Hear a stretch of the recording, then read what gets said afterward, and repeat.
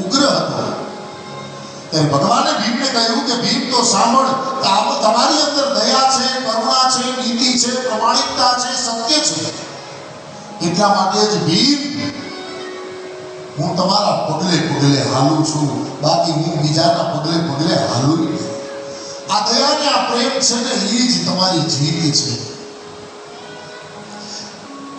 ભાગવતે કેટલાક લોકો ઉપર પ્રહાર કરવાની મનાઈ કરી છે. લખ્યો છે શ્લોક કે મત્તમ પ્રમત્તમ ઉન્મત્તમ સુક્તમ બાલમ સ્ત્રિયમ જડમ પ્રપન્નમ વિરથમ ભીતમ ન વિપુહંતિ ધર્મવિદ.